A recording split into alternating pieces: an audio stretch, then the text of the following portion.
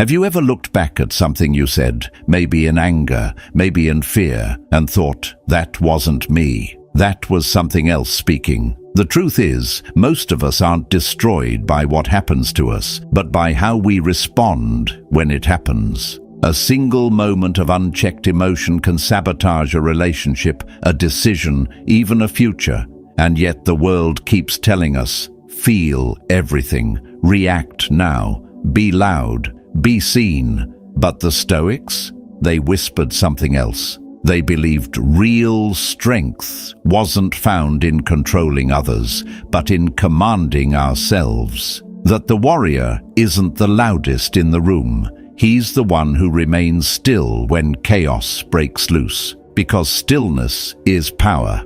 And mastery of self? That's the right way forward. Emotional maturity isn't about suppressing feelings. It's about standing firm when they try to pull you under.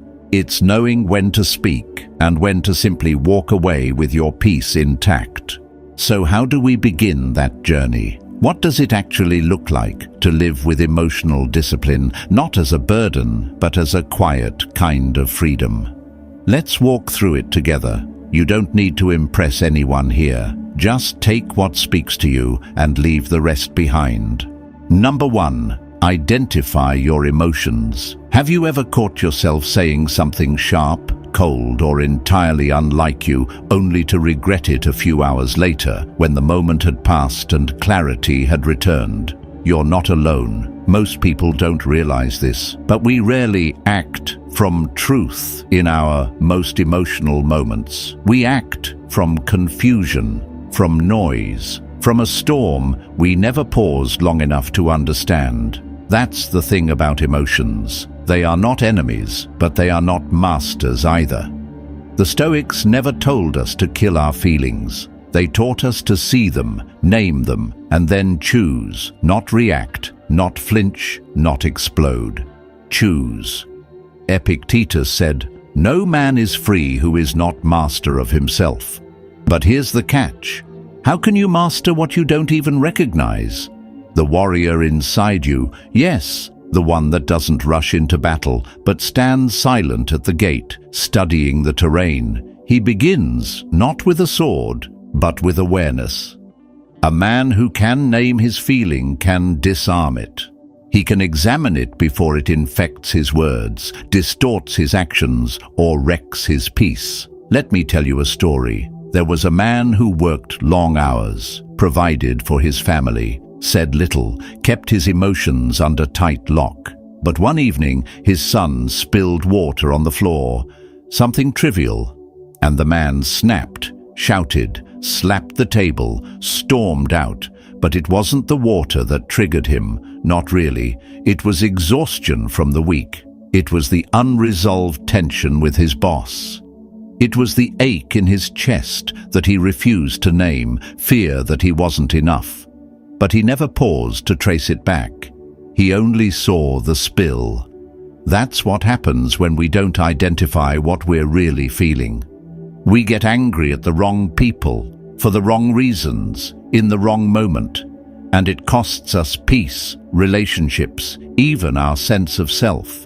Now, what would the Stoics have done? Marcus Aurelius, writing in the dead of night as emperor and philosopher, would sit with his thoughts and name them like old acquaintances. Today, I felt irritation. Today, I noticed pride rising in me. Today, envy. Not to judge, not to shame, but to see clearly. Because once you name the storm, it starts to lose its power. It's like looking at a wave while standing on the shore. You can observe it building. You don't run from it. But you also don't dive into it blindly. You wait. You prepare. You choose how to meet it.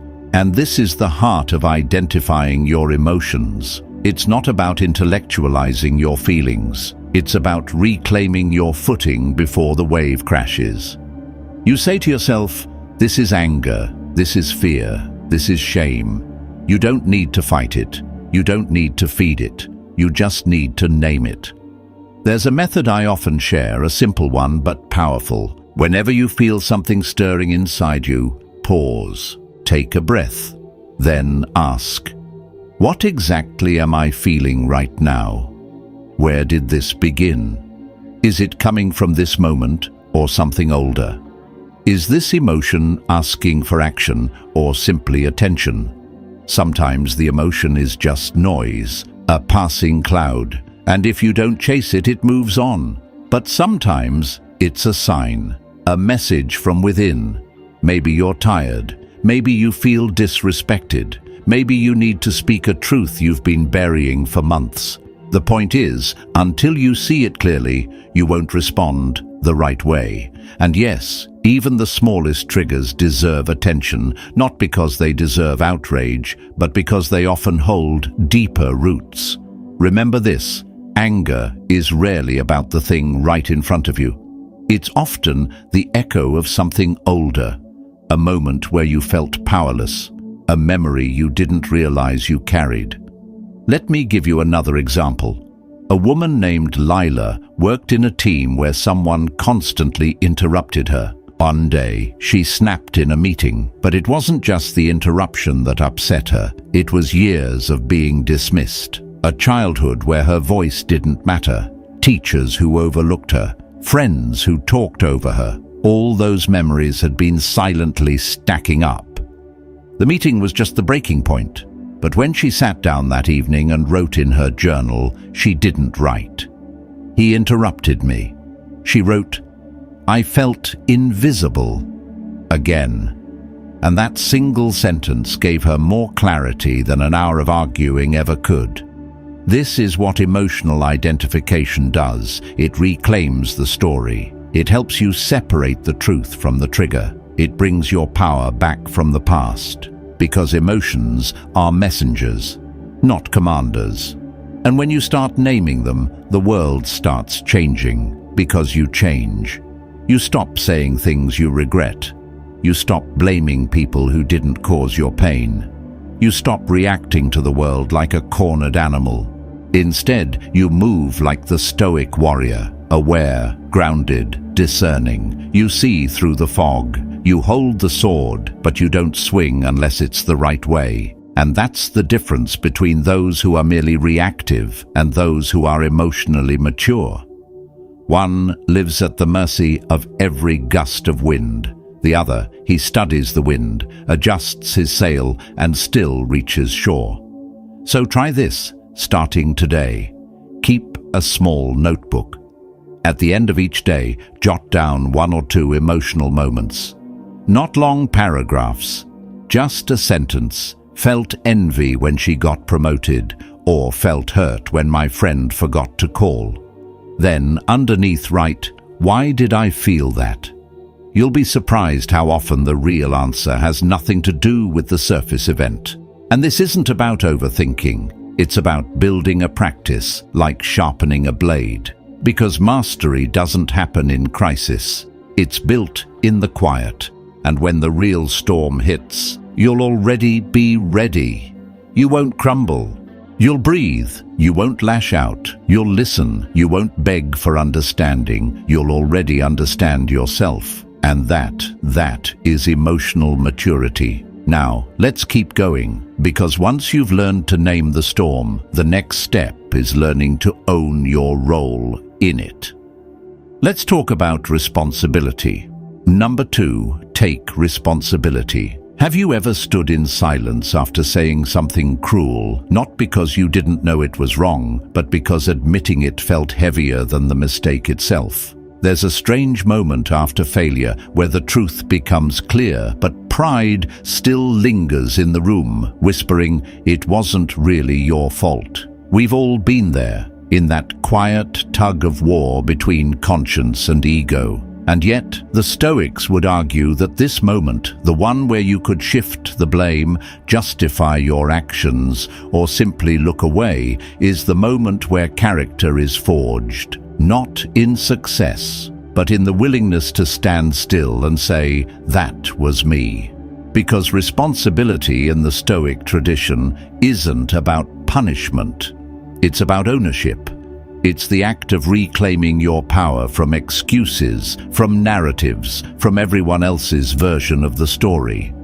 Seneca once wrote, "No man is crushed by misfortune unless he has first been deceived by prosperity." And one of the greatest deceits of comfort is the illusion that someone else is always to blame, that we are merely the result of others' choices, life's chaos, or bad timing. But the warrior, the one who walks the right way, knows this: you cannot control everything that happens to you, but you must take full command of how you answer it. Let me tell you a story.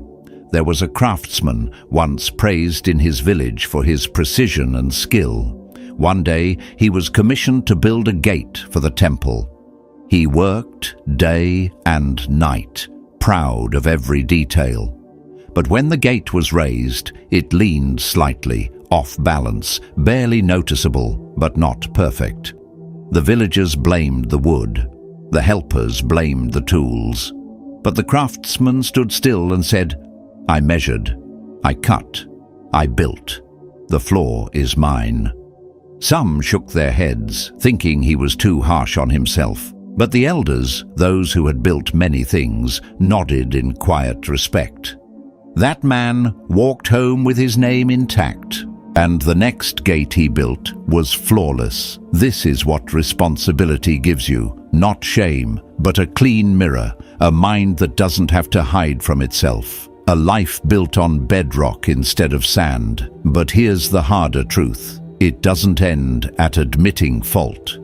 That's only the threshold. Real ownership means changing what you do next.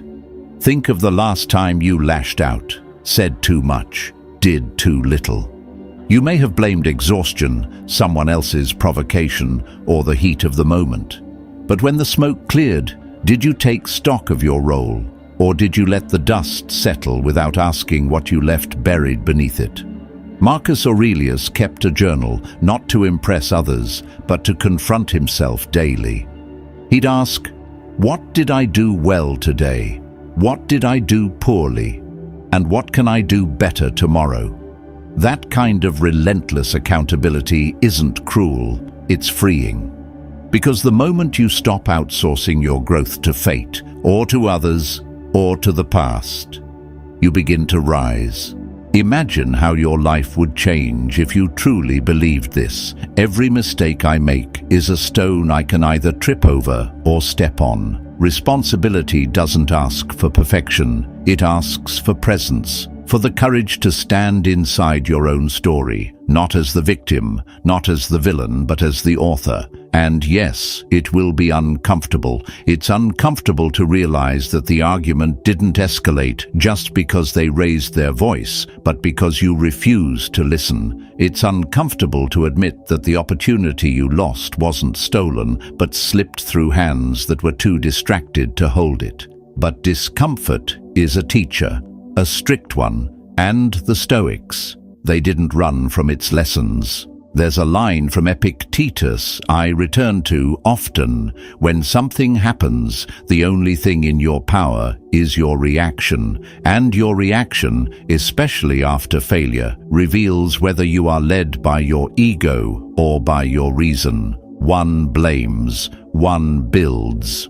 Now you might be thinking, but what if I'm not the only one responsible? Fair question. You won't always be. But here's the Stoic answer. Even when others carry fault, you are still responsible for your part. Even if it's only 10%. Own that 10% like it was 100. Because it's the only ground you truly control. And when you start living this way, something changes. People start trusting you, not because you're always right, but because you're not afraid to admit when you're not. Your word becomes heavier, your presence steadier.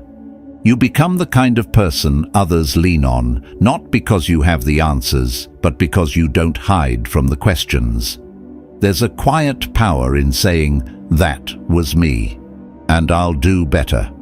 Not with shame, but with strength. And those who hear it, they don't see weakness. They see someone building themselves, brick by brick. So here's something practical you can try. At the end of the day, ask yourself 3 things. What went wrong today? What was my part in it? What would it look like to do it differently next time? You don't need a fancy journal, just a moment of stillness. A moment where you choose honesty over comfort. That's where maturity is born, not in avoiding mistakes, but in using them to sharpen your edges. And over time, this practice becomes armor, not to protect you from blame, but to shield you from self-deception. You'll know your flaws, you'll own them, and because of that, they'll never own you. That's the kind of warrior Stoicism shapes, not flawless, but fiercely honest. Not perfect, but always refining. A man or woman who carries their errors like tools, not wounds. So the next time you're tempted to shift the blame, pause, ask, what if taking responsibility is the very thing that sets me free? Because it often is. And when you step into that space, no longer defending your pride, but protecting your growth, you'll notice something subtle but powerful. You've started walking the right way, and the journey continues. Because once you stop hiding from the truth, the next step is learning from it. Let's talk about influence. Let's talk about the people we look to when we're trying to grow.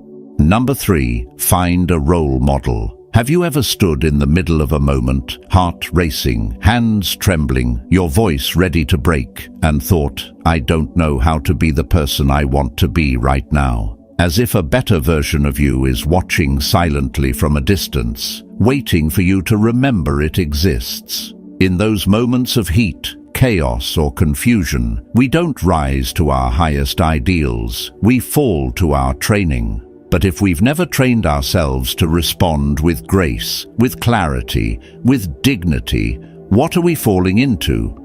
That's where the Stoics left us a powerful reminder. We become what we contemplate. If you struggle to remain composed under pressure, then observe someone who already walks that path. Not to copy them, but to be shaped by the direction they offer. Marcus Aurelius said, waste no more time arguing what a good man should be. Be one. But sometimes we don't know how to start. Sometimes we need to see virtue in motion before we can feel it in ourselves. That's the power of a role model, not as a god to worship, but as a mirror to remind you, this too is possible for you. Let me share a story with you. There was a young soldier once, known for his recklessness. He had courage, but no restraint. Quick to charge, quicker to speak, and never one to consider consequence. Until one day, on the eve of a battle, he watched his commander receive news that his brother had died. The room fell silent. Everyone watched. The commander lowered his head, breathed once, and whispered, "Prepare the men."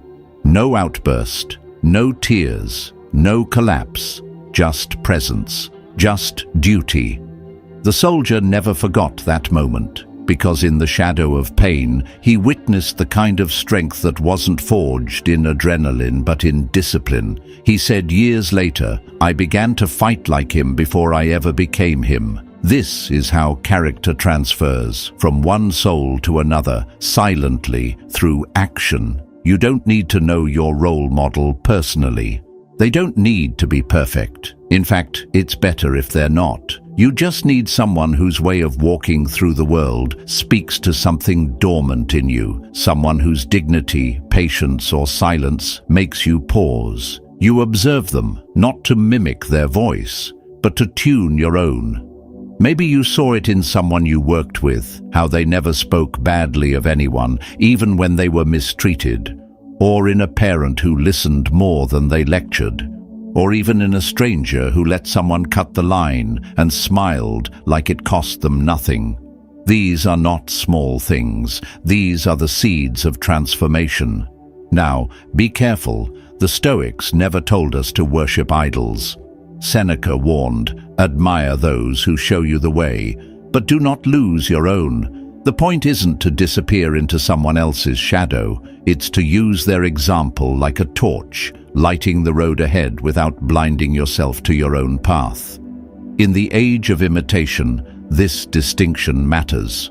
You're not meant to become another person. You're meant to refine who you already are. So how do you find the right role model? You don't look for someone who's loud or celebrated. You look for consistency, for someone who responds rather than reacts, for someone who chooses integrity, especially when it costs them. And once you find that person, ask yourself, how do they speak when they're disrespected? What do they do when no one's watching? How do they carry themselves under pressure? Then take one of those traits. Practice it. Not perform it. Practice it. Over and over, until it feels less like copying and more like remembering. The warrior doesn't just fight with strength. He draws strength from the examples he's carried in silence. His mentors aren't always present, but their voices live in his decisions. And here's something practical you can try right now. Think of someone you admire, not for what they have, but for how they are. Write down 3 things they do that you respect deeply. Then tomorrow, pick one. Try it, just once. And when the situation calls for it again, try it again. Let repetition replace inspiration. You'll know it's working when you no longer need to ask, what would they do? Because you already know what you will do. And it will be the right way. That's how role models work. Not by replacing your choices, but by elevating your standards. If you've been watching this far and someone just came to mind, maybe a coach, a teacher, a friend, type honor them in the comments. Let them live through your example. And if no one comes to mind just yet, don't worry. Keep watching, and perhaps today you'll meet that example here. Because the people we look to determine the direction we walk, and the direction we walk decides who we become. Now, let's keep building. Because once you begin learning from others, the next step is learning how to listen to the one voice you often avoid. Your own. Let's talk about what happens when you begin to hear your thoughts, not just feel them, and write them down. Number 4. Keep a thought diary. Have you ever noticed how quiet the room becomes when you're left alone with your own thoughts? Not the loud, dramatic ones, but the quiet voice that whispers you're not enough, not ready, not capable. That soft echo that doesn't shout but slowly, patiently convinces you to shrink a little more each day. We all carry that voice, not because we're broken, but because we've lived, because we've been judged, compared, underestimated, sometimes by others, often by ourselves. And somewhere along the way, those words became patterns, habits, narratives we didn't choose, but accepted. The Stoics would tell you, your thoughts are not facts, they are visitors. Marcus Aurelius reminded himself in his own handwritten meditations, you have power over your mind, not outside events. Realize this, and you will find strength. But how do you take power over your mind when your thoughts move faster than your awareness, when they sneak in unnoticed and stay longer than invited? The answer is deceptively simple. You watch them, you make the invisible visible, you bring the quiet inner noise into the light, where it can no longer deceive you.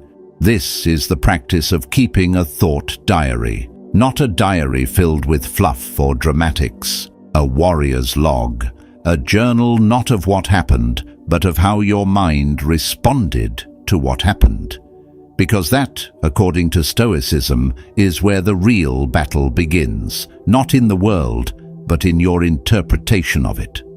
Let me tell you about someone named Rhea. Rhea was a strategist, sharp, dependable, the one everyone relied on. But she carried a storm inside. Every night, her mind replayed every small mistake she made that day. A misplaced word, an email sent late, a look she couldn't quite decipher from her boss. She didn't break down, didn't lash out. She just slowly eroded, becoming more anxious, more self-critical, more exhausted by her own thoughts. One evening, after forgetting an important detail in a presentation, she sat in her car for over an hour, not crying, just still, just stuck in the loop. That night, instead of reaching for her phone, she opened an empty notebook. At the top of the page, she wrote, "What am I afraid of?"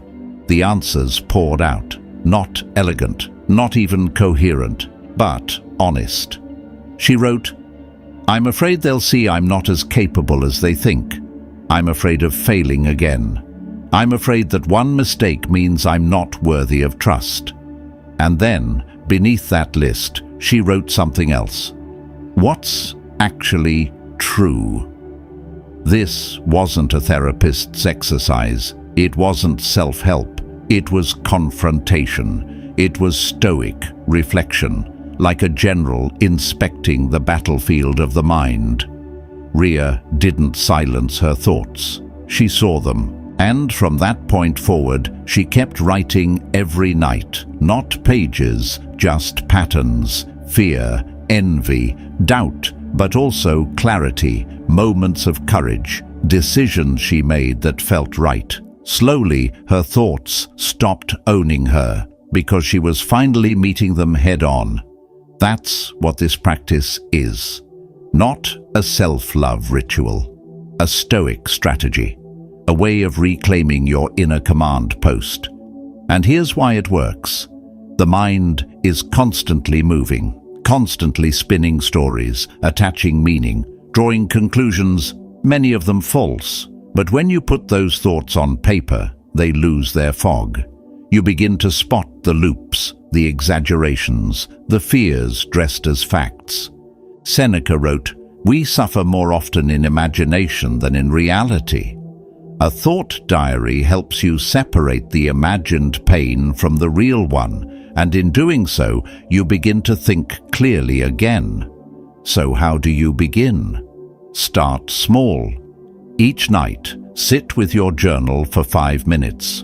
Ask, what did I think about most today? Which thought weighed me down? Did it serve me or sabotage me? What would a wiser version of me have thought instead? Don't worry about neat answers. The point isn't to fix your thoughts, it's to face them. Because when you write your thoughts, you stop being trapped inside them. You become the observer, the strategist, the commander of your inner fortress.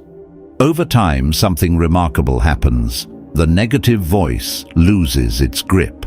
Not because you silenced it, but because you no longer believe it blindly. You begin to challenge your assumptions. You begin to recognize that not every thought deserves your loyalty. Some deserve questioning, others letting go. And this isn't about always thinking positively. That's not the Stoic way. This is about thinking truthfully, clearly, without illusion.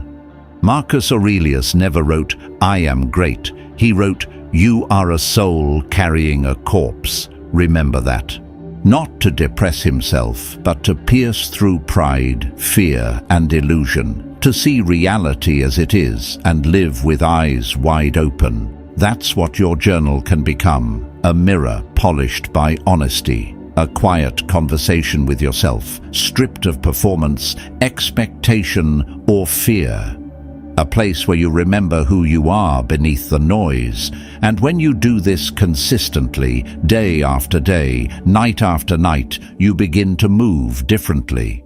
You speak with less rush. You listen with more patience. You act with more certainty, because your mind is no longer a battlefield. It is your ground, claimed, guarded, yours. So if your thoughts have felt like a storm lately, try this. Tonight, write one page, just one. It doesn't have to make sense, it only has to be real, because every warrior needs a strategy, and every mind needs a clearing. Now let's move forward, because once you've faced your thoughts, the next test is how you treat the thoughts of others. Let's talk about openness, the kind that doesn't just hear, but understands. Number 5, learn to be open-minded. Have you ever caught yourself tuning someone out, not because they were wrong, but because they were different? Maybe their tone didn't sit well with you. Maybe their beliefs clashed with yours. Or maybe, deep down, you had already decided what the truth was before they even spoke. And yet, something in you still wonders, what if I missed something valuable because I was too quick to dismiss it? That moment, that little internal resistance, is a signpost. Not of stubbornness, but of fear, because it's uncomfortable to admit that someone else's way of thinking might contain wisdom we haven't yet earned. And the Stoics knew this all too well. Seneca once said, "Even from our enemies we may learn wisdom." That wasn't a poetic flourish. It was a hard truth. The kind only a person committed to truth, not ego, can accept. Open-mindedness isn't about being agreeable. It's not about pretending all opinions are equally valid. It's about discipline. The discipline to listen without needing to win, to observe without rushing to judgment, to hold space for contradiction without letting it fracture your identity. Because the mind that cannot be challenged is not a mind, it's a cage. Let me tell you about Gaius, a merchant in ancient Rome. He was known for his precision, his ability to spot market shifts before anyone else. But one day, a younger trader proposed a different strategy, less secure, but potentially more profitable. Gaius dismissed him outright. Reckless, he said. Naive. Months later, the young trader's strategy succeeded. The market shifted. And Gaius? He lost more than money. He lost his edge. Not because he was wrong, but because he stopped learning. Because he assumed that age equals wisdom and position equals truth. That's the danger of a closed mind. It may protect your pride, but it will cost you growth. Now ask yourself, how often do you listen, not to understand, but to respond? How often do you judge another's point of view before it's even finished leaving their mouth? And how much wiser might you be today if you had simply stayed silent long enough to really hear? Marcus Aurelius wrote, "The opinion of 10,000 men is of no value if none of them knows anything about the subject." He wasn't warning us against others. He was warning us against ourselves, against becoming so certain that we stop checking if our certainties are built on sand. The open mind is not indecisive, it's just humble. It understands that being wrong isn't weakness, it's the raw material of clarity.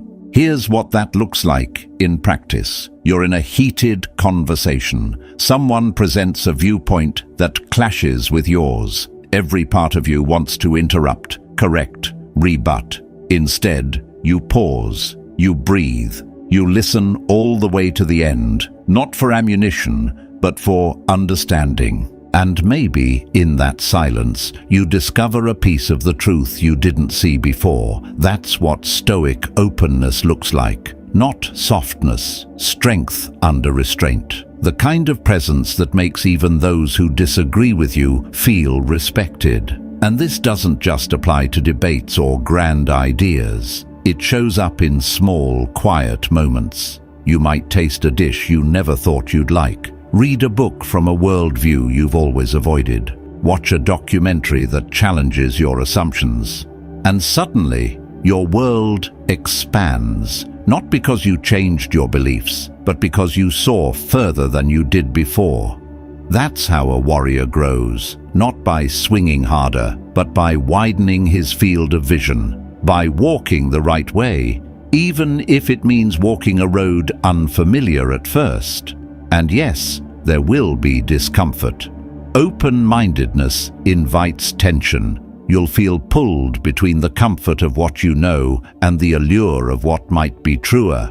But that tension, that's where refinement lives. That's where your thinking sharpens, where your beliefs are no longer just inherited, but chosen, tested, earned. So what's the practice? Start by assuming this. There is something I do not yet see, not as weakness, but as strength. Then, when you read, listen, or observe, ask yourself, What truth might exist in their view, even if I don't agree entirely? What can I learn from the way they think, even if I reject their conclusion? How might this challenge help me refine, not abandon my values? You'll be surprised how often your certainty gives way to curiosity, and how often that curiosity leads you to a version of truth you couldn't have reached alone. And here's the beautiful paradox. The more open your mind becomes, the more solid your thinking grows, because it has been tested, tempered, exposed to the elements. There's a quiet confidence in the man who listens with no need to prove himself. The woman who holds strong views but welcomes challenge, not because she doubts herself, but because she respects the truth more than her pride. And in a world that rewards loudness over clarity, that kind of person stands out, not as the smartest, but as the most grounded. So, if today you find yourself face to face with an idea that irritates you, pause, look closer, ask, is this discomfort a sign I'm wrong, or just unfamiliar with something that could change me? You don't have to agree. But if you truly understand before you disagree, then you're no longer just defending your ego. You're sharpening your mind. And that, my friend, is emotional maturity in motion. Now let's move ahead.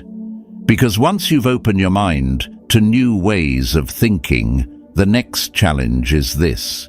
Can you also open your heart to your reality? Let's talk about what it means to embrace where you are without resistance or shame. Number 6, embrace reality.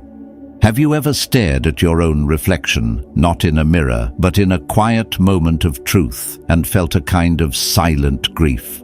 Not because something tragic had happened, but because you finally admitted that your life doesn't look the way you thought it would?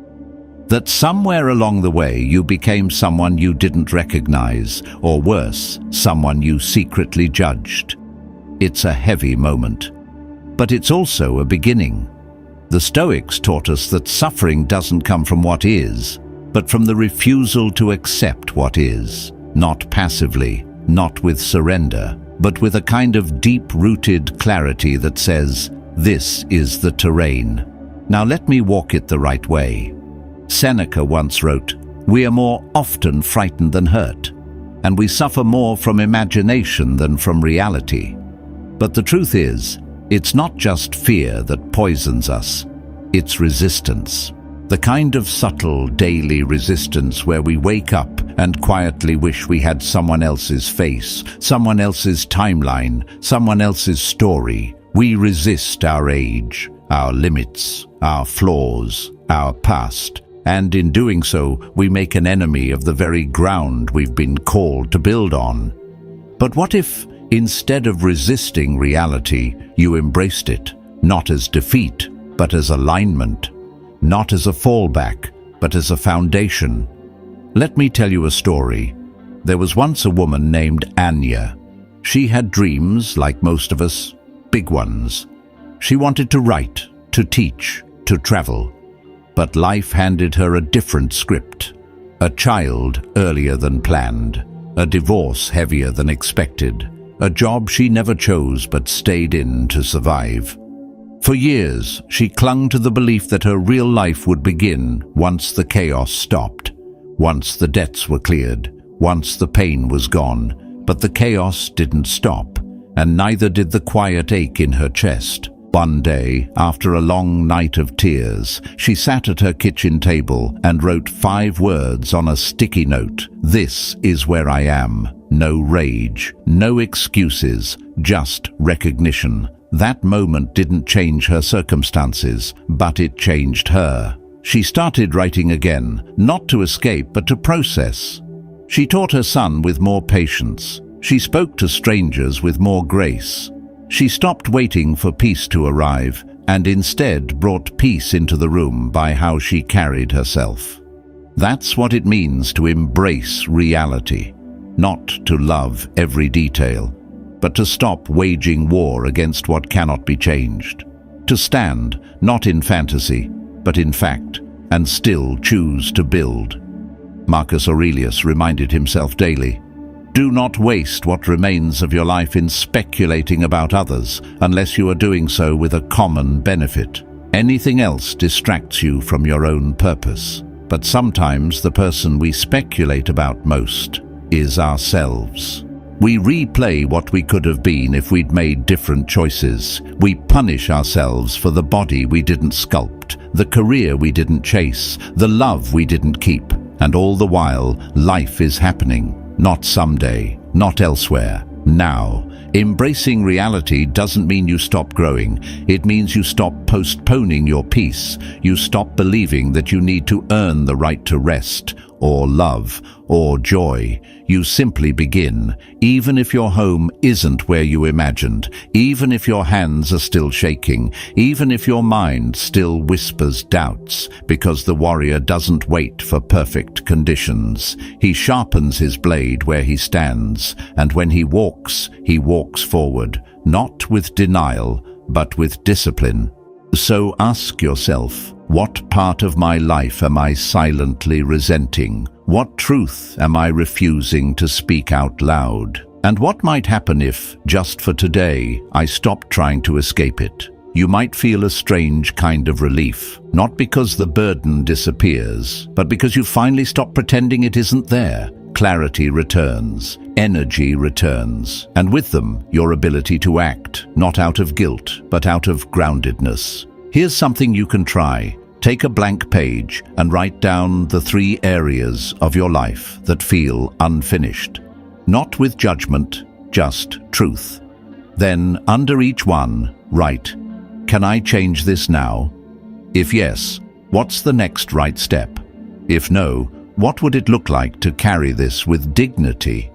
You don't need to solve everything today. You just need to stop running.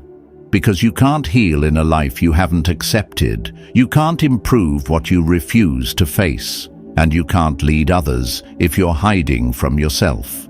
Peace doesn't begin with a smile, as they say. It begins with a deep, steady yes to the present moment. Even if it's messy, even if it's not your favorite chapter, even if you're still unsure of how the story ends. Because peace is not the absence of hardship. It's the presence of perspective. And when you walk with that kind of acceptance, you become unshakable, not because life becomes easier, but because your footing is real. So stand still, look around. This is your ground, and it's exactly where you were meant to begin. Let's keep walking, because once you've made peace with where you are, the next challenge is knowing when to pause and when to act. Let's talk about patience and the power of restraint.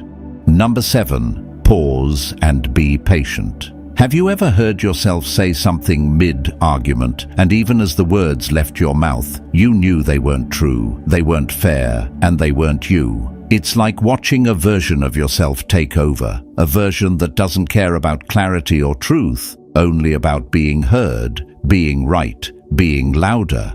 And when the moment passes, what's left behind is silence, and often regret. This is what happens when we live in reaction instead of reflection. The Stoics had a word for this kind of self-control. Sophrosine, the quiet balance between passion and reason, the calm center in the middle of chaos. It's not passivity, it's power distilled. Marcus Aurelius wrote, "How much more harmful are the consequences of anger than the circumstances that arouse them?" In other words, the damage we do by reacting without pause is often greater than the wound that triggered us. And yet, so few people understand this simple truth. A pause is not weakness. It is a form of wisdom. It's the breath you take between the stimulus and the strike, the space where choice lives. Let me tell you a story. There was once a man named Kyle, known in his village for his honesty, but also for his fire. Quick to defend himself, quicker to speak when insulted. One day, in the public square, another man accused him of betrayal, loudly, falsely, and in front of everyone. Kyle stepped forward, fists clenched. He could feel the blood rush to his face. The words were already forming in his mouth, but something stopped him. He remembered something his father once said: "The one who speaks first loses first." So he didn't respond. He stood still. Let the man finish his tirade. Let the crowd simmer down. Then Kyle looked him in the eye and simply asked, "Are you finished?" The man didn't know what to say. Because Kyle hadn't played the game, he hadn't swung back. He'd kept his sword in the sheath, not out of fear, but out of principle. Later, when the truth came out and Kyle was cleared, people remembered not just his innocence, but his patience, his refusal to be dragged into the mud. That's what real strength looks like. It's not in how fast you react. It's in how deeply you choose. And this is the path of the Stoic warrior, not the one who charges into every fight, but the one who knows which battles matter, and when silence is the sharper blade. Now, patience isn't something you either have or don't. It's something you train, moment by moment. You don't wait for a calm day to practice. You practice in the chaos, in traffic, in tense conversations, in those moments where everything in you screams to speak, to fix, to strike, and you don't. Instead, you pause, you breathe, you ask, "What am I feeling? What do I want to say? And what will still be true when this moment passes?" That pause is your shield. And with time, it becomes your signature. People will begin to notice not just that you're calm, but that your words land, that your presence holds space, even when others lose theirs. That's what happens when you stop being controlled by every gust of emotion. You start commanding the air around you, and people feel it, even if they can't explain it.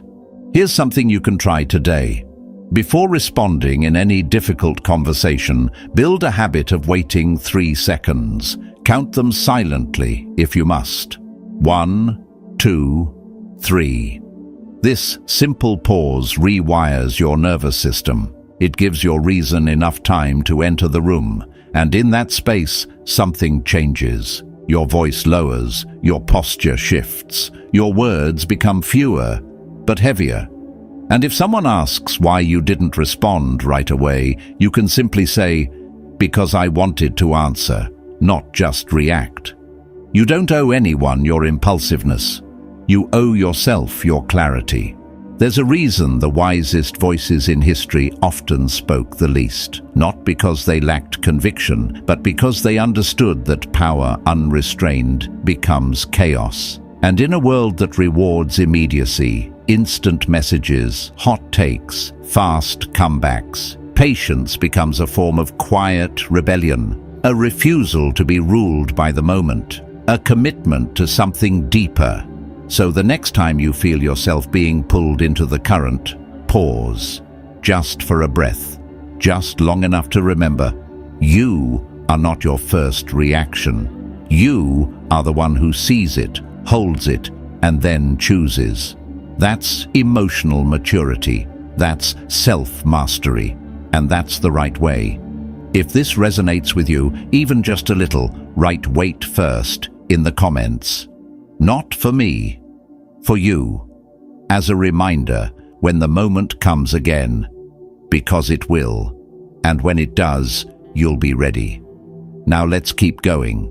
Because once you've learned to pause, the next truth is even harder to accept, but more powerful than them all. Let's talk about presence, about learning to live not in the past or the future, but here, where life actually happens. Number 8, live in the present. Have you ever walked through a beautiful day, sunlight warm on your skin, coffee in hand, the world quietly offering you a moment of peace, and yet your mind was somewhere else entirely? Maybe back in a room where someone hurt you. Maybe fast-forwarding into a future filled with imagined disasters. And you didn't really feel the day at all. You were there, but you weren't here. That's the strange burden of being human. We carry memories like anchors. We chase futures like ghosts. And somewhere along the way, we forget the only moment that actually belongs to us, the one we're living now. The Stoics understood this. They didn't dismiss the past or ignore the future, but they refused to live in either. Marcus Aurelius wrote, "Confine yourself to the present," not because the past isn't important, not because planning for the future is useless, but because presence, this quiet, grounded awareness, is where all your strength actually resides. You can't change yesterday, you can't step into tomorrow, but you can choose this moment, and that choice changes everything. Let me tell you a story. There was a man named Elias, a builder, meticulous, skilled, but restless. He carried two burdens wherever he went: regret for an opportunity he missed years ago, and fear that he was already too late to start again. Each morning as he walked to work, his thoughts would race. If only I'd taken that job in the city, or what if I fail again? He missed the smell of the jasmine blooming along the street. He missed the laughter of the children he passed. He missed his own life, one distracted step at a time. One evening, he returned home to find his young daughter waiting on the steps. She handed him a crumpled piece of paper. On it, she had drawn a picture of him with a big smile, holding her hand. But he couldn't remember the last time he had smiled like that. That night, Elias sat in silence. No books, no phone, just himself and the moment. He looked at the drawing again, and he whispered to no one, "I've been everywhere except here." From then on, he started walking slower, noticing more. He still remembered the past, he still planned, but his life, the parts that actually mattered, began to unfold in the present. And people felt it. His daughter clung to him longer. His clients trusted him more. Even the streets seemed different, though they hadn't changed. That's the gift of presence. It transforms nothing, and yet it changes everything. And it's not complicated. You don't need silence or scenery or spiritual enlightenment. You just need to return, again and again, back to now. The Stoics would say, if you're drinking water, drink it. If you're speaking to a friend, listen fully. If you're walking in the rain, feel it on your skin instead of cursing it. Because life doesn't happen in your memories. It doesn't wait for your plans. It happens in the moment you keep skipping. And the truth is, most of us avoid the present because it feels too simple, too quiet. We've grown addicted to noise, mental projections, worries, revisions. But underneath all that clutter, there's a clarity waiting for you, a stillness that doesn't need explanation, a joy that doesn't need achievement. That's why the warrior, real, grounded, unshakable, learns to live here. Not because he doesn't plan, but because he knows the battlefield is only ever in one place at a time. And the right way to win any war is to be fully where your feet are.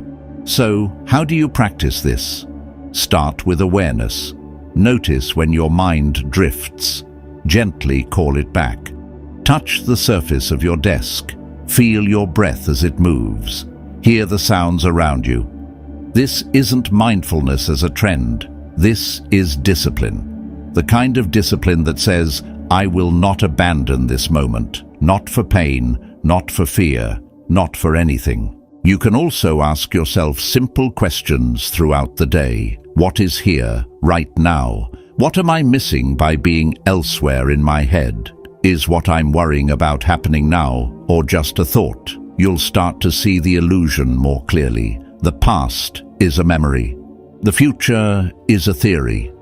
But the present, it's the only place you can touch, move, change, breathe.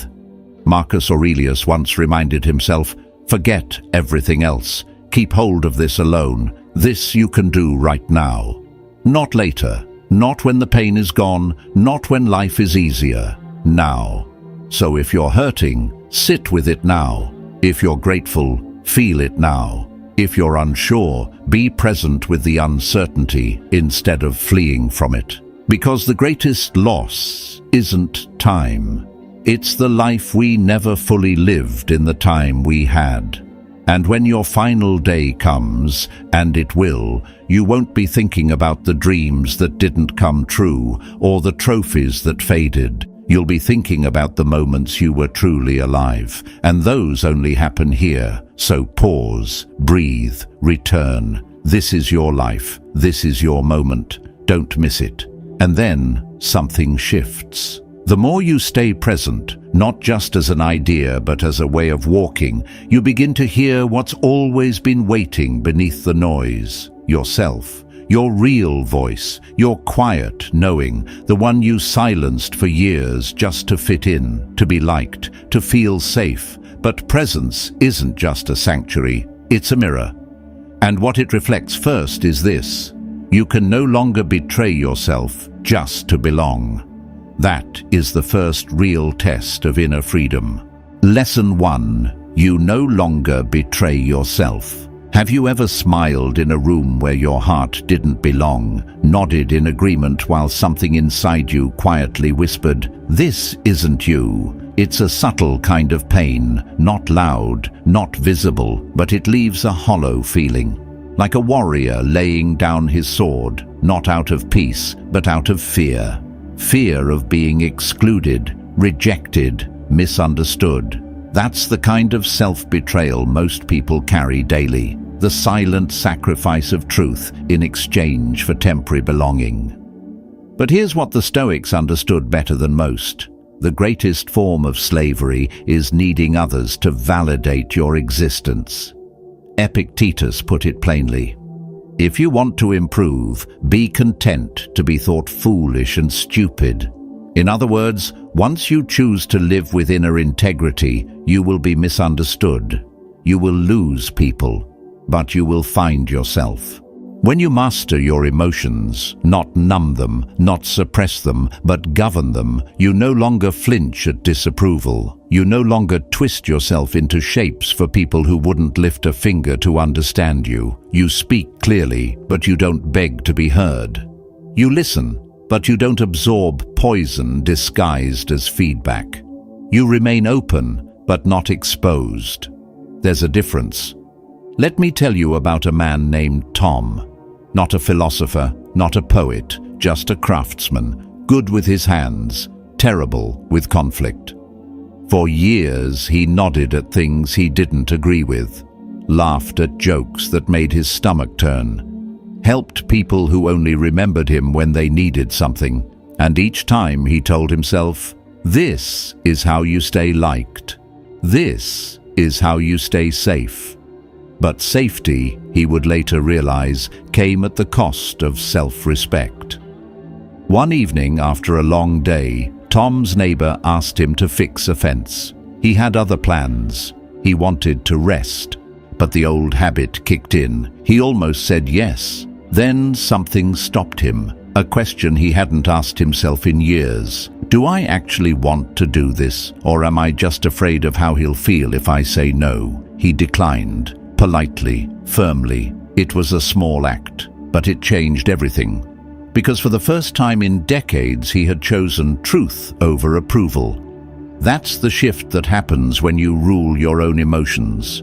You begin to act, not from fear, not from guilt, but from principle. You no longer betray yourself to keep others comfortable. And here's what surprises people. When you stop performing for the crowd, you lose the shallow applause, but you gain the respect of those who matter. The people who stay, stay because of who you are, not what you perform. You become clear, solid, not cold, just honest. There's a certain presence that follows people like that. You've felt it before, haven't you? When someone enters a room and doesn't try to impress anyone, they're just there, fully themselves, fully present, not needing to be liked, but deeply respected. That's not arrogance, that's alignment, and it comes from knowing this simple truth. You don't owe anyone a diluted version of your truth just to avoid discomfort. The Stoics believed that the highest good was virtue, to live in accordance with reason, nature, and truth. That doesn't mean being rude, it means being real. Even if your voice shakes, even if they don't understand, because a life built on the approval of others will always crumble the moment that approval is withdrawn. But a life built on truth, that stands. So how do you live this? You begin with small refusals. You say no when your soul says no, even if your mouth is used to saying yes. You hold your silence when gossip calls your name, even if you know the details. You speak the truth, even when it costs you comfort, because it buys you freedom. And most of all, you learn to sit in the quiet after the crowd walks away. That silence, that's your real friend, the one that waits for you on the other side of self-betrayal. Now, don't expect this shift to be clean. There will be guilt, there will be second-guessing, but that's the detox. That's your nervous system recalibrating from a life of external dependence to a life of internal sovereignty. Remember, the warrior who follows the crowd never learns to hear his own footsteps. But the one who walks alone, on principle, with clarity, he doesn't need noise. He carries silence like a crown. Not because he enjoys solitude, but because he's no longer willing to lose himself for temporary company. So if today you find yourself in a room, in a friendship, in a job, in a family system where your truth is treated like an inconvenience, remember this. You are not difficult. You are not too much. You are simply someone who has stopped pretending, and those who only loved the mask will fall away. Let them, because the ones who truly see you, the ones worth walking with, will never ask you to wear it again. This is one of the deepest rewards of mastering your emotions. You become unswayed by popularity and unwavering in purpose, not out of pride, but out of peace. And from that place, peaceful, solid, clear, you're no longer tempted to manipulate others or be manipulated. You begin to walk in truth, and from that truth comes a new kind of influence. Let's explore that next, because when you no longer need to impress, you begin to lead without even trying. Lesson 2: you lead without control. Have you ever noticed how the loudest person in the room is often the most unsure? The one who interrupts, dominates, explains, insists. And yet, there's always another figure, quieter, calmer, not chasing attention, but commanding it. They speak less, but everyone listens. They don't demand respect. They receive it. Not because they control the room, but because they've mastered themselves. This is the paradox the Stoics understood deeply, that the person most fit to lead is the one who no longer needs to.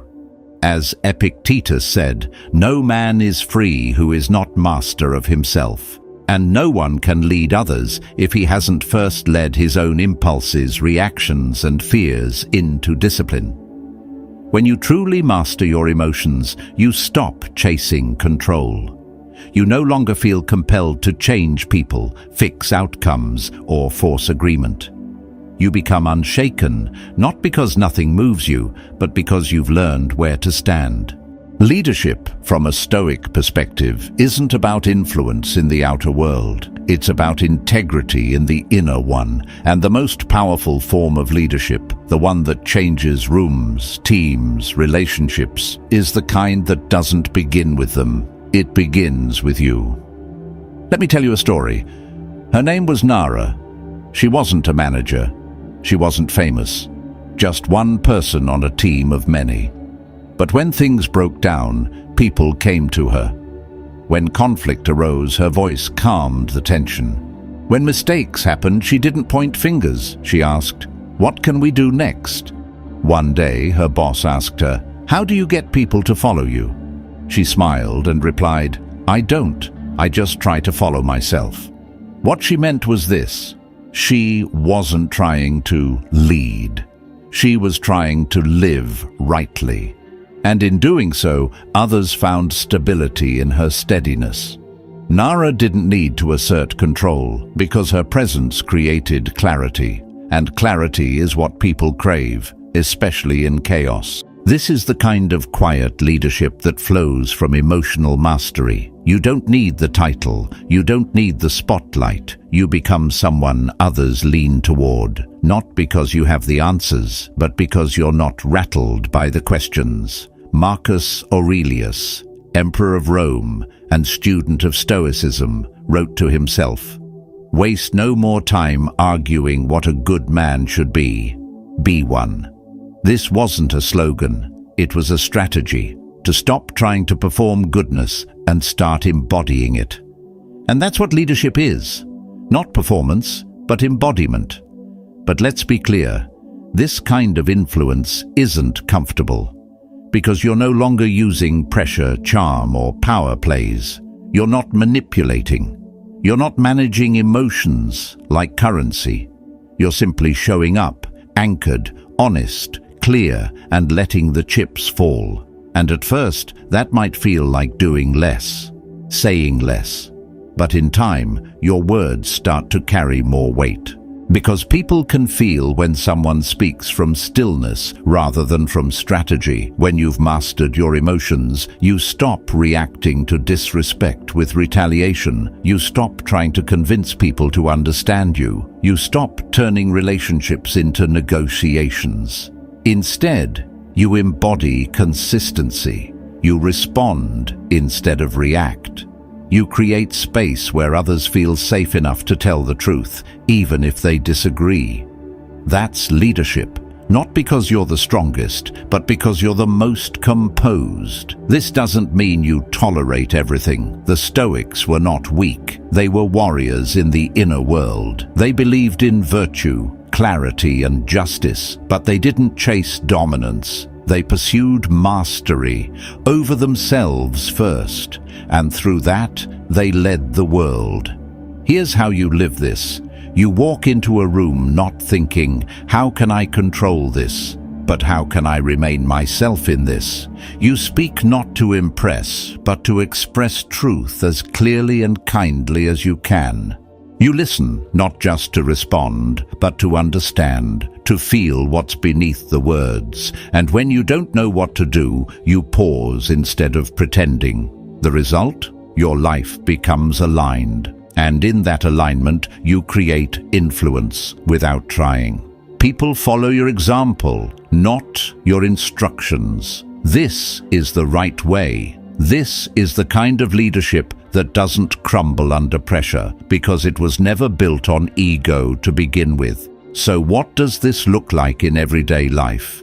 It's the father who stops yelling and starts listening. The teacher who admits when she's wrong. The friend who doesn't fix you, but sits with you. The partner who doesn't use silence as punishment, but as space to reflect.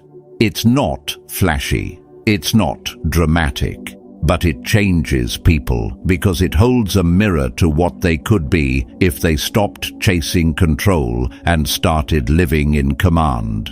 Remember, control is external, command is internal. And when you live in command of your own spirit, your presence speaks louder than any argument ever could. So if you've spent your life trying to make people listen, trying to make people stay, trying to make people behave a certain way, try this instead. Master yourself. Show up with calm, with clarity, with boundaries that don't bend. And then watch what happens. Some will fall away. Some will resist. But the right ones, the ones who are ready to rise, will follow, not because you asked them to, but because you became someone worth following. That's what happens when emotional mastery becomes your way of life. You stop chasing power and you start carrying presence. And from that presence, a new kind of strength emerges. Not the strength to control others, but the strength to face truth, hold space, and lead simply by how you stand. Now let's move forward.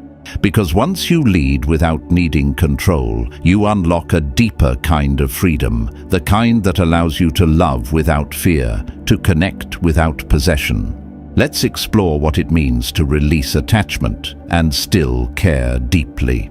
Lesson 3. You love without clinging. Have you ever held someone so tightly, not with your hands, but with your expectations, that when they began to slip away, it wasn't just them you were losing, but parts of your own identity? There's a quiet terror in attachment, especially when it disguises itself as love. We think we're loving someone, but often we're just afraid to lose them, afraid to face the stillness that remains when they're gone. The Stoics warned us about this trap, not because they rejected love, but because they understood what most don't. Love that clings is not love. It is fear in disguise, and fear corrupts everything it touches. Epictetus said, "Never say about anything, 'I have lost it,' but only, 'I have given it back.'" He wasn't being cold, he was being clear. The people we cherish, the things we hold dear, they were never ours to own, only to experience, only to walk with for a time. When you master your emotions, something radical happens. You learn to care deeply without grasping, to open your heart without chaining others to it, to say, "I love you," and mean it, even if they never say it back. This kind of love is fierce, not because it controls, but because it frees. It doesn't ask, "How can I keep you?" but rather, "How can I see you clearly and honor you fully, even if you walk away?" Let me tell you a story. There was a woman named Sarah. She loved a man deeply. He was kind but broken, warm but restless. And over time his warmth began to fade. He grew distant, the messages slowed, the laughter disappeared. And in her silence, Sarah began building stories. Did I do something wrong? Is there someone else? Maybe if I just try harder. She tried everything: texts, forgiveness, softness, strength, but nothing reached him. Finally, she stood in front of him one evening and asked, "Do you still want to be here?" His silence told the truth. She could have begged. She could have compromised again, but instead she nodded. No tears, no fight, just a quiet sentence. "Then go in peace. I won't hold you." And she meant it. Not because it didn't hurt, but because she had finally realized that real love honors the freedom of the other. And if love must be begged for, it isn't love at all. It's transaction. It's dependence. In the days that followed, Sarah didn't collapse. She grieved, yes, she cried, but she also walked, wrote, sat still, breathed. And somewhere in the midst of that stillness, she began to feel something she hadn't in years: herself. That's what emotional mastery gives you. You stop needing people to stay in order to feel whole. You stop attaching your worth to who chooses you. You start seeing relationships not as possessions, but as invitations. Some stay, some don't. Either way, you remain. Marcus Aurelius reminded himself, receive without pride, let go without attachment. This was not an excuse to be cold or distant. It was an instruction on how to love with strength, to give your heart but not hand over your peace, to offer your soul but not sell your dignity. And this is where most people get it wrong. They believe emotional depth means emotional dependence, that loving hard means suffering more. But the warrior knows, to love cleanly, you must first stand cleanly, not above others, not apart from them, just whole, because only the whole person can offer love without asking for rescue in return. So, what does this kind of love look like in real life? It's the friend who doesn't keep score, the parent who guides without guilt, the partner who supports your growth, even when it leads you away. The human who says, "I see you. And if one day you must go, I'll let you, with gratitude for the time we shared." Not because it doesn't hurt, but because the pain of release is lighter than the weight of control. This doesn't mean you stop caring. Stoicism is not apathy. It is discipline of the heart. It's saying, I will not collapse every time someone leaves. I will not demand permanence from what is meant to pass. And so, when someone walks away, you don't chase. When something ends, you don't shatter. You bow, you bless, and you move forward. Because you've realized your peace is not in their hands. Your joy is not tied to their presence. You've found the right way. The way that loves deeply but clings to nothing. If you want to live this, here's a practice. The next time someone thanks you, don't grasp at it. Just nod. The next time someone compliments you, receive it without reaching for more. The next time someone pulls away, ask not what you did wrong, but what you're now free to do with your own soul. And most of all, choose people, not from fear of being alone, but from the overflow of your clarity. That's love without clinging. That's release without resentment. That's the way of the Stoic. Not emotionless, but emotionally free. So as you move forward, ask yourself, who in your life are you holding too tightly, and what might happen if you let go, not out of rejection, but out of reverence? Because when you stop trying to keep everything, you start receiving what was always meant to stay. And from that place of quiet strength, you discover a new kind of joy, one that doesn't need to grasp, one that flows. Let's explore that next. Because when you're no longer held captive by emotions or by others, you become available to something rare, a deeper kind of peace, one rooted in simplicity, clarity, and quiet joy. Let's talk about that. Lesson 4. You find inner peace. Have you ever sat in a room filled with silence and felt completely at ease? Not because everything outside was calm, but because everything inside was no longer at war. No more defending, no more proving, just breath, just space, just you, uncomplicated, present, and whole. That kind of peace doesn't arrive by accident. It's not the absence of noise, it's the absence of inner conflict. And most people spend their lives chasing it through external means, achievements, relationships, validation, only to find that the more they collect, the noisier it gets. The Stoics knew that real peace was not out there. It was a posture of the soul, a way of being rooted so deeply in what cannot be taken from you that the chaos of the world loses its grip. Seneca once wrote, "A man is not made miserable by events, but by the view he takes of them."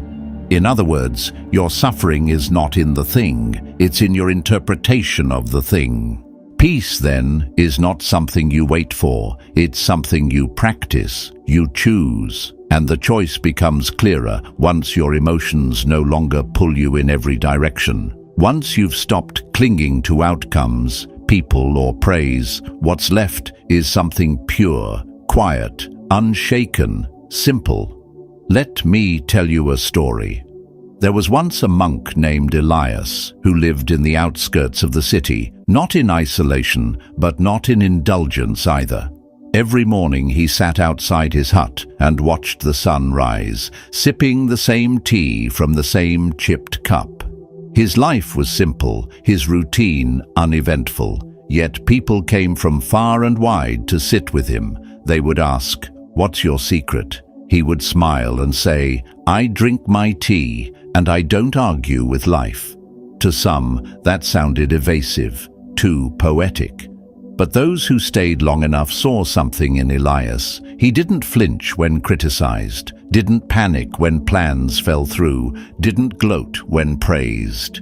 He was just present, fully, calmly. One traveler, frustrated, asked, "But how do you stay so peaceful when everything around you is uncertain?" Elias responded, "Because I've learned to be certain about only one thing, how I will carry myself through whatever happens." That's what emotional mastery does. It doesn't eliminate the storm, it roots you beneath it. It gives you clarity when the future doesn't. And from that clarity comes a kind of peace that doesn't demand the world to behave. It simply says, "Whatever happens, I remain." Most people have never known that kind of stillness. They confuse stimulation with joy, constant movement with purpose. But once you've sat in the quiet long enough, once you've detached your worth from outcomes, you begin to see just how noisy your life used to be. How much of your day was spent proving something, defending something, reacting to something that didn't even matter. But the warrior, when trained properly, learns a different way. Not the way of the crowd. Not the way of the ego, but the right way. The way that says, "I don't need to win every argument to feel whole. I don't need to be praised to know my value. I don't need constant achievement to feel alive. I simply need to show up, live well, and let go of what I cannot hold." And when you begin to live like that, light, steady, clear, you'll find peace in places you once overlooked. In the way sunlight hits your table, in the pause between words, in the quiet smile after a hard truth is accepted. You'll realize you don't need as much as you thought, and what you truly need was never outside you to begin with. This isn't detachment from life, it's intimacy with it. Because only when you're not ruled by outcomes can you fully show up for the process. So how do you live this peace, not just talk about it? You begin by noticing where your peace currently depends on something. Is it someone else's approval, a future result, a memory you can't let go of? Then, one by one, you loosen the grip. You stop demanding the world fit your preferences, and you start asking, what's required of me in this moment? You stop filling the silence with noise, and instead let it speak. You stop waiting for permission to rest, and start creating pockets of stillness in your day, 5 minutes with no agenda, no scrolling, just breath. At first, it feels like doing nothing, but soon you'll realize this nothing is where everything real begins. Marcus Aurelius reminded himself, people look for retreats in the country, by the sea, or in the mountains. But you can find a retreat within yourself, anytime you want. That's what this peace is. A retreat you carry with you. Into meetings, into relationships, into chaos. It's what allows you to love without fear, to speak without trembling, to walk without rushing. Because when your center is strong, the storm becomes background noise. And here's the irony, once you stop needing peace to arrive through perfect circumstances, life begins to feel lighter. Not because everything is easy, but because you no longer carry the weight of controlling what was never yours. You stop measuring your days by how much you accomplished, and instead you begin asking, was I clear today? Was I kind? Did I keep my footing when the world tilted? If the answer is yes, even once, then you're already living the kind of peace most people only read about. So try this. Today, do something slowly, intentionally, without rushing. Drink water like it matters. Respond to someone with fewer words, but deeper presence.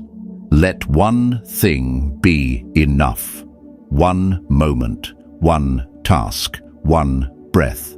And if your mind resists, just smile. Because that's what minds do. They chase, they cling. But you're not just a mind, you're something deeper. And when you learn to return to that place again and again, you discover a peace that's no longer dependent on what happens around you, but grounded in who you've become. That's real stillness. That's sovereignty. Now let's move forward. Because once you've found peace that no longer needs noise or proof, you become capable of something even rarer, the discipline to rise without drama, to grow without spectacle. Let's talk about that.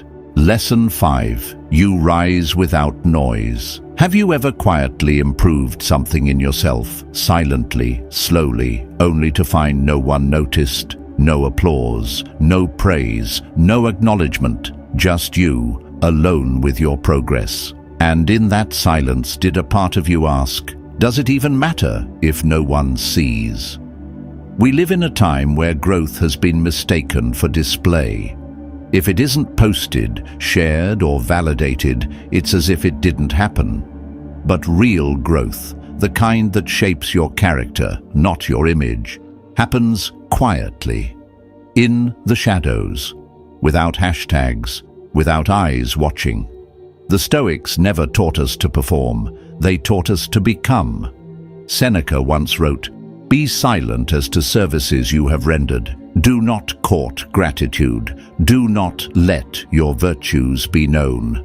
Why? Because the virtue that demands recognition isn't virtue, it's vanity in disguise.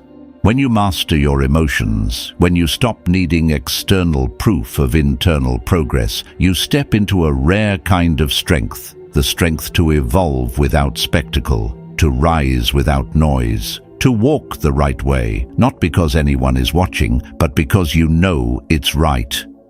Let me share a story.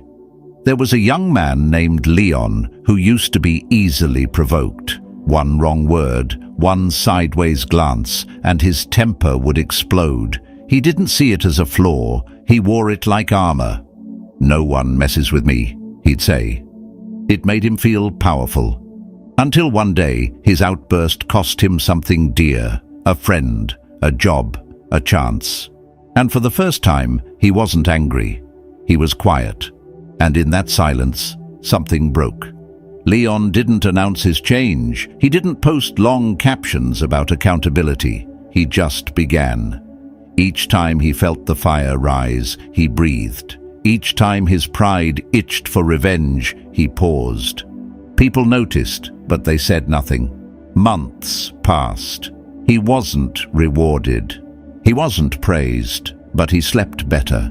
His hands stopped shaking. His body felt lighter. And one evening, after holding his tongue during a tense conversation, he sat alone under a street lamp, smiled to himself, and whispered, "I'm not who I was." That's the kind of growth that doesn't need an audience. And ironically, it's the most trustworthy kind, because it wasn't built for them, it was built within. The warrior doesn't rise with trumpets. He sharpens his sword in solitude. He doesn't announce that he's stronger. He simply is. And when the moment calls for it, his restraint speaks louder than someone else's rage. This path isn't glamorous. It's repetitive. You'll wake up some days and wonder if anything's changed. But trust this, the seed never sees its own sprouting. It just grows anyway. So how do you live this? You stop waiting for recognition. You stop explaining how much better you've become. You stop looking over your shoulder to see who's clapping. And you start asking a different question. Am I aligned today with what I say I value? If the answer is yes, keep going. If not, adjust quietly and keep going anyway. You'll discover that the less you seek to be seen, the more you start to see yourself clearly. You'll hear your own integrity echo in the choices you make. Not loud, not flashy, but real. This isn't about being invisible. It's about becoming undeniable. And the difference is everything. When you walk this way without fanfare, without performance, your presence changes. You carry yourself differently. You move from noise to weight, from urgency to direction. People may not understand what shifted. They may even resist your calm because your silence reminds them of the noise they still chase. But that's okay, because you didn't grow to impress them. You grew to free yourself. Marcus Aurelius reminded himself, "The best revenge is not to be like your enemy. The best victory is not to dominate, but to transcend. To outgrow, to outlast, not with aggression, but with poise. That is the right way. So today, if you're doing the inner work and it feels invisible, keep going. If you're choosing calm over chaos and no one claps, keep going. If you've begun healing and no one seems to notice, good. Because true growth isn't seen in what you show, it's seen in what no longer controls you. And if you're walking that path, quietly, steadily, unseen, then you're already further along than you think. Let others chase attention. You chase mastery. Let others seek to be heard. You seek to listen deeper. Let others rise in the spotlight. You rise in the dark, where roots grow strong and nothing can shake what's been built in silence. And in time, the world will notice. But by then, you won't even need them to, because you'll have become the kind of person who doesn't require the light to know he's lit from within. Now let's move forward, because once you no longer need to be seen to rise, something beautiful happens. You begin to see others more clearly, without judgment, without ego, and from that clarity comes something we rarely talk about. Compassion that doesn't weaken you, but sharpens you. Let's explore that. Lesson 6. You show mercy without weakness. There's a quiet kind of strength in the way some people forgive, not because they're naive, not because they've forgotten, but because they've risen above the need to retaliate. And yet, they're no fools. They remember. They adjust. They hold their ground. But they do it without bitterness, without the poison, without losing who they are in the process. Have you ever tried that? To forgive someone who never apologized, to show grace without letting them back in, to be the bigger person and actually mean it, not out of pride, but out of principle. Most people confuse compassion with permission. They think that if you don't react in anger, you're passive. If you don't seek revenge, you're weak. But, in truth, the ability to show mercy while maintaining your boundaries, that's the mark of someone who's trained their emotions. Someone who has understood what the Stoics knew centuries ago. That power without discipline is simply destruction. Seneca said, "To do no harm is the greatest proof of strength." And yet, many of us were taught that harm is how you win. You cut deeper, you yell louder, you punish quicker. But all that does is make you a mirror of what hurt you. You become what you swore you'd never be. But the warrior, when he is truly refined, knows better. He knows there is a right way to carry pain, a way that doesn't spill it onto others, a way that says, "I see what you've done, and I will not do the same in return." Not because he's soft, but because he has outgrown the desire to harm. Let me tell you a story. There was a woman named Alethea. In her 20s, she trusted deeply, gave fully, and in return, she was betrayed, not once, but many times, by people she called family, friends, even lovers. For years, she carried this weight, reacting from it, letting it shape her worldview. Everyone's out for themselves. Trust no one. Be cold. Be sharp. And it worked to an extent. She became respected, untouchable. But inside, she was brittle, suspicious, tired. Until one day, an old friend, one who had hurt her years ago, showed up again. Older, humbler, asked for a conversation. Alethea didn't slam the door. She didn't invite them in either. She listened. She spoke. She didn't seek closure. She didn't demand answers. She simply said, "I understand now. I don't hold hate, but I don't forget either. I forgive, and I continue on." That's all. No theatrics, no reconnection. Just a clean cut. Not made with anger, but with clarity. And when she walked away for the first time in years, she felt light. That's emotional mastery. The ability to draw a line, not with fire, but with calm. Not with venom, but with precision. Because here's the truth. You don't need to scream to make a boundary real.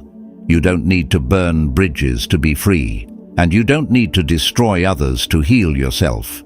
You only need to choose differently. When you've trained your emotions, you stop leaking your pain into every room. You stop making people pay for wounds they didn't inflict. You stop mistaking cruelty for strength. Instead, you choose presence over punishment, silence over spite, mercy over malice. And here's what's remarkable: people feel it. They feel your restraint, your authority, your internal gravity. Not because you're perfect, but because you're anchored. They may not understand you, they may even judge you, but they will not shake you.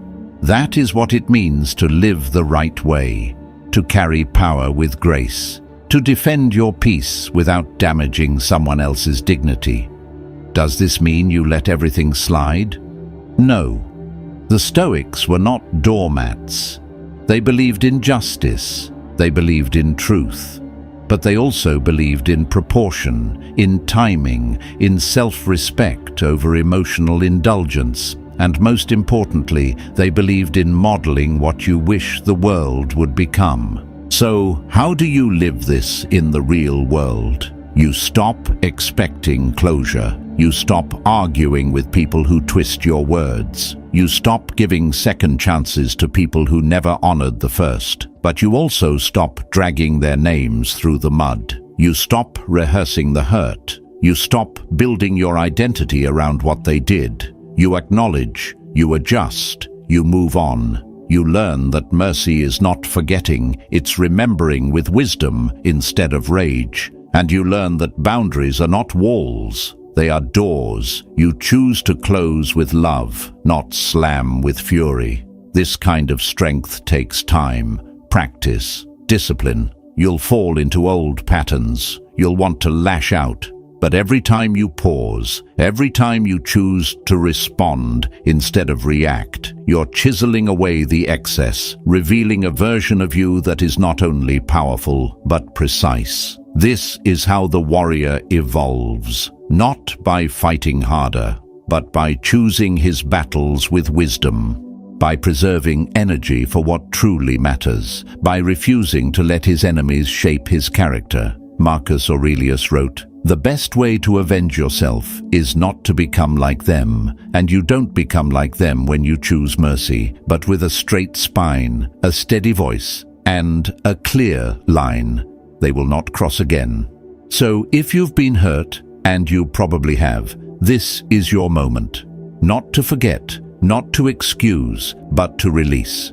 To carry that memory not like a sword, but like a scar, evidence not of weakness, but of survival. You've made it this far.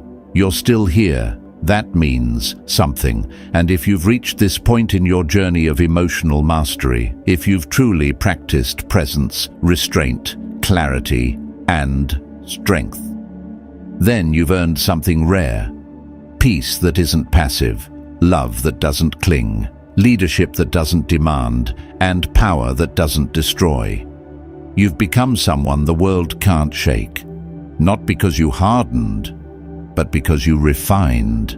Not because you shut down, but because you woke up. So whatever happens next, remember this. You don't have to raise your voice to be heard. You don't have to explain your growth to be respected. You don't have to hurt anyone to protect yourself. And you don't have to chase anything that's already aligned with who you're becoming. You just have to live the right way, quietly, clearly, completely. That's emotional mastery. That's stoicism in motion. And if this path spoke to something deep in you, you already know. This isn't just about changing how you feel. It's about becoming who you were always meant to be. So what does it mean to be emotionally mature? It's not about being perfect. It's not about never feeling hurt, never doubting, never reacting. It's about recognizing when those things arise and choosing not to be ruled by them. It's about becoming the kind of person who knows how to pause before speaking, how to walk away without hate, how to stay rooted when everything tries to shake you loose. Emotional maturity isn't loud. It's not something you wear on your sleeve. It's quiet. It's steady. It shows up in your tone, your timing, your truth. And the more you live it, the more you realize how rare and powerful it truly is. So if something in this video reminded you of a version of yourself you're ready to become, you're already further than you think. This wasn't about learning tricks. It was about remembering what you're capable of when you stop letting your emotions own you. Now tell me, which part of this message spoke to you the most? Share it below with a simple comment. Stay steady. And if you want to keep walking this path, slowly, deliberately, with clarity and strength, subscribe so you don't miss what's coming next. Because emotional maturity is just the beginning. There's still so much more ahead, and you don't have to walk it alone. You're growing, you're healing, and even if no one else sees it, it matters. Keep going.